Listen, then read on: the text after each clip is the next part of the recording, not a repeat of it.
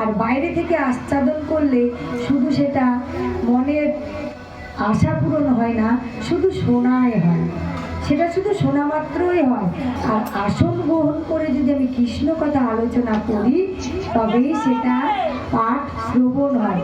তাই বলছি, আমি প্রত্যেকটা বাড়িতেই গিয়ে দেখি যে সবাই সুন্দরভাবে আচ্ছাদন করে, কিন্তু বাড়িওয়ালায় এত কাজে ব্যস্ত থাকে, তার আর আচ্ছাদন করা হয় না। তার আচ্ছাদন যেন মঙ্গলময় হয়, সে যে আশাতে তার বাড়িতে আজকে ভাগবত আসন বসিয়েছে, তার মনোবাঞ্ছা পূর্ণ করে যেন আমার সেই দয়াল নিতাই।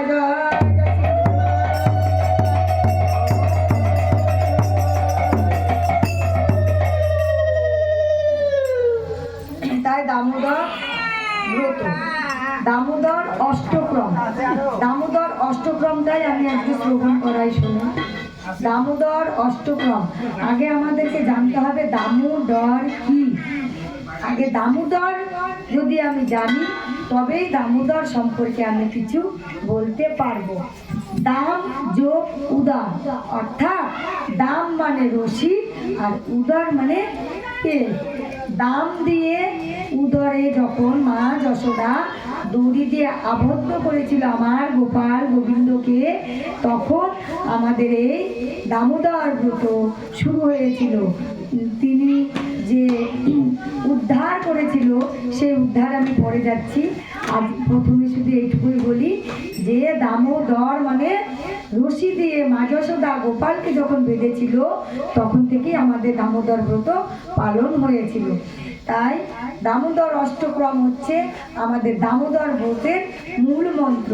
প্রত্যেক দিন আমি গীতা যদি শ্রবণ করতে না পারি, গীতা পাঠ করতে না পারি, তাহলে আমাদের দামোদর অষ্টক্রম মানে 8টা যে শ্লোক সেইটা শ্রবণ করলেই আমাদের দামোদর ব্রত সকল পুণ্য ফল লাভ করা যায়।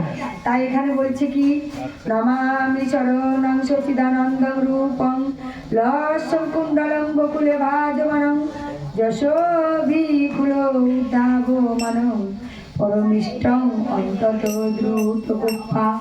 অর্থাৎ যাহার শ্রবণ যুগলে কুণ্ডল দয় দুলিতেছে, যিনি গোকুলে সর্বদা বিরাজমান, যিনি শিখার উপরে ননি হরণ করে মা যশোদার ভয়ে উদুখল থেকে লাফ দিয়ে সজোরে দৌড়ে পালিয়েছিলেন এবং যশোদাও পিছনে দৌড়ে যাহার পিঠে ধরে ফেলেছিলেন, সেই সচিদানন্দন ঈশ্বরকে প্রণাম জানায়।